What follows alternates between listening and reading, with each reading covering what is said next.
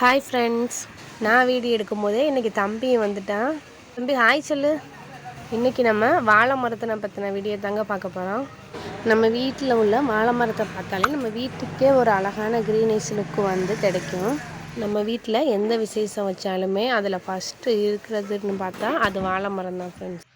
உங்கள் வீட்லேயும் இந்த மாதிரி வாழை மரம் வளர்க்கணுமா? அப்போ நான் சொல்கிறேன், இந்த ஈஸியான 3 மெத்தடை ஃபாலோ பண்ணுங்கள். உங்கள் வீட்லேயும் நிறைய காய்களோட வாழை மரம் ஈஸியாக வளர்க்கலாம் ஃப்ரெண்ட்ஸ். ஃபஸ்ட்டு ஒன், நம்ம நர்சரியில் வாழைக்கண்டு வாங்கும்போது அந்த வாழைக்கண்டு எந்த ரகத்தை சேர்ந்ததுன்னு நம்ம கேட்டு நமக்கு பிடிச்ச ஒரு வாழைக்கண்டோட ரகத்தை வந்து எடுத்துக்கணும்.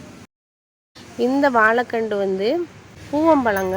இந்த பூவம்பழம் வந்து ரொம்ப சைஸ் வந்து குட்டையாக தான் இருக்கும். இங்கே பாருங்களேன், தம்பி வந்து ஒரு 2 அடி ஹைட்டு தான் இருப்பான். அவன் ஹைட்டுக்கு இருக்கும். இந்த கண்டில் வந்து பூவம்பழத்தில் வந்து இந்த பஞ்சாமிர்தத்துக்கெல்லாம் போடுவோம்ல, அந்த பழம் தான் இது. குழந்தைகளுக்கு வந்து நம்ம கொடுக்கலாம், ரொம்ப நல்லது. இந்த வாழை மரம் வந்து நாட்டு மொந்த வாழைப்பழம்னு சொல்லுவாங்க. இது வந்து நம்ம பழத்தை காட்டிலுமே காயாக வந்து யூஸ் பண்ணுறது வந்து ரொம்ப டேஸ்ட்டாக இருக்கும். பஜ்ஜிக்கு, சாம்பாருக்கு, இந்த கருவாட்டு குழம்பு இதுக்கெல்லாம் வந்து நம்ம இந்த வாழைக்காயை போட்டோம்னா டேஸ்ட் வந்து ரொம்ப அல்டிமேட்டாக இருக்கும். அதே மாதிரி நமக்கு உருளைக்கிழங்குக்கு ஆப்ஷனலாக இந்த வாழைக்காவை வந்து நம்ம யூஸ் பண்ணிக்கலாம். இந்த மரத்தோட ஹைட்டுன்னு பார்த்தா ரொம்பவே பெரிய ஹைட்டு தான். இந்த மரம் வந்து ரொம்ப ஹைட்டாக போய் தான் தார் போடும். அப்படி போடுற தார் வந்து பூவு, காய், இலை எல்லாமே நம்ம வீட்டுக்கு வந்து யூஸ் ஆகக்கூடியதான். இதோட காய், பூ மட்டும் இல்லாமல் இதோட இலையுமே நமக்கு வந்து பந்திக்கு படையல் வைக்கிறதுக்கு வந்து நல்லா யூஸ் ஆகும். அவ்வளோ நீளமாக இருக்கும். ஒரு இலையை போட்டு நம்ம ஃபேமிலி எல்லோரும் உட்காந்து சாப்பிட்றலாம், அவ்வளோ நீளமாக இருக்கும். செகண்ட் திங்ஸ் வந்து வாழை மரத்துக்கு வந்து ரொம்ப முக்கியமானது தண்ணி தான். அந்த வாழை மரத்துக்கு வந்து எந்த அளவுக்கு நம்ம தண்ணி கொடுக்குறோமோ அந்த அளவுக்கு வந்து அதோட ஈல்டை வந்து நம்ம எதிர்பார்க்கலாம்.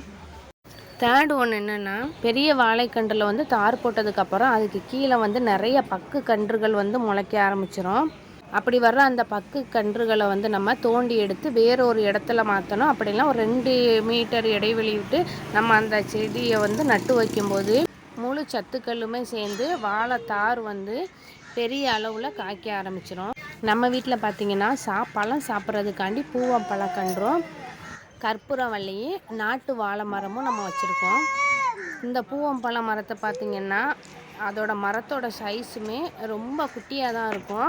இந்த இருங்க, தம்பி வந்து ஒரு 2 அடி ஹைட்டு தான் இருப்பான். அவன் நல்லா விளாட்ற அளவுக்கு இருக்கும். இந்த பூவம்பழத்தில் வந்து காயுமே ஒரு 200 காய்கிட்ட வந்து அது நமக்கு கிடைக்கும். கூட்டுக்கு காய்க்கும் பார்த்தோம்னா இந்த மொந்த வாழைக்காயும் நம்ம நாட்டு வாழைக்காயுமே போதும்.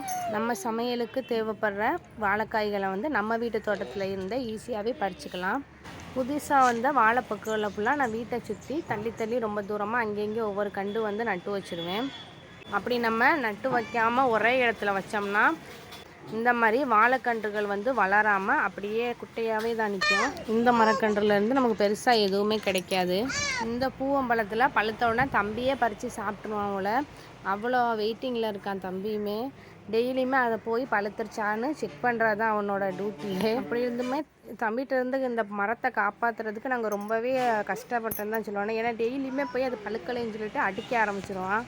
மற்றபடி நம்ம வாழை மரத்தில் வந்து பெருசாக பராமரிக்கணும் அப்படின்னு எல்லாம் இருக்காது.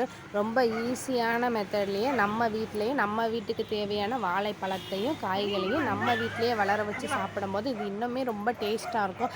ஏன்னா அது எந்த ஒரு கெமிக்கலுமே நம்ம யூஸ் பண்ண மாட்டோம். சின்னதுலேயே ஒரு மரக்கன்றை வளர்த்து அது நல்லா பூ எடுத்து அதுக்கப்புறம் காய் காய்ச்சதுக்கப்புறம் அது எப்போ பழுக்குன்னு நம்ம வெயிட் பண்ணி சாப்பிடும்போது அதோட டேஸ்ட்டு சூப்பராக தான்.